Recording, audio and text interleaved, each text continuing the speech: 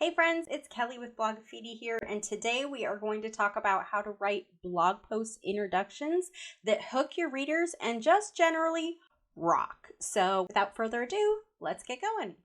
First, be sure to grab your blog post intros that hook workbook. It is a free workbook I put together for you that goes along with this video. The link is in the description.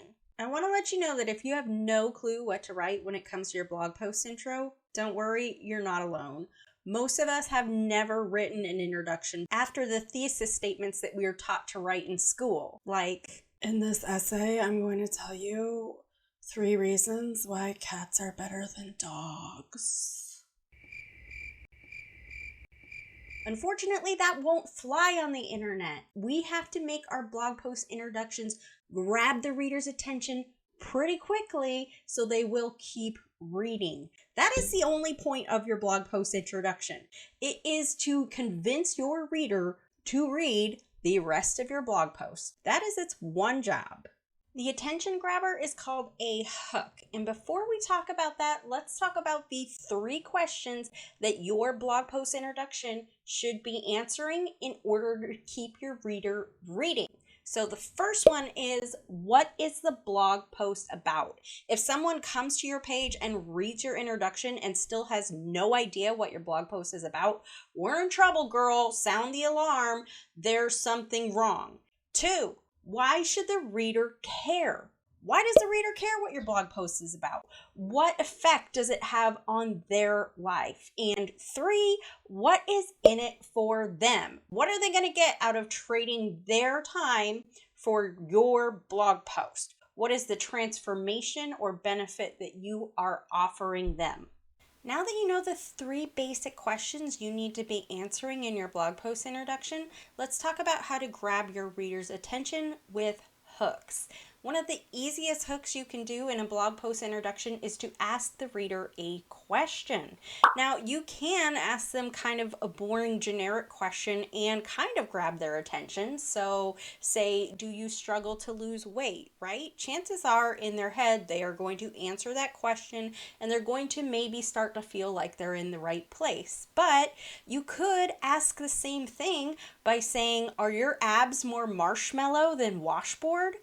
There we go. You've added a lot of personality to your hook and you've still asked them the same question. Another great hook are facts and statistics. We humans love facts and statistics, especially ones that are shocking, play on our emotions, or validate our struggles. The average American generates 4.5 pounds of trash a day.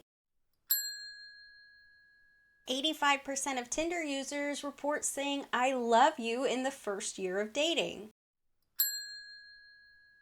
There are 2.4 billion robocalls made per month.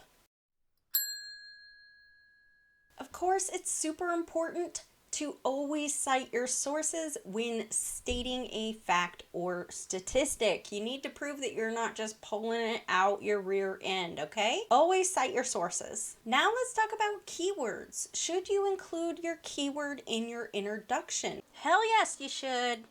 As always, be careful not to keyword stuff. That is intentional overuse of your keyword or key phrase. Google recognizes this as black hat SEO. It is bad and Google will punish you for it. On top of that, keyword stuffing makes your writing sound really weird. Even if the reader doesn't quite understand why your writing sounds odd, they will recognize that there's something off here and probably bounce right off your page. So just don't keyword stuff, okay? Okay, so now that you've got your hook, we want to transition into making your blog post obvious with a transition sentence. These are pretty easy and they should be pretty short. I'm here to answer all of your questions about saying I love you for the first time. When it comes to reducing the number of spammy phone calls you get, I've got you covered.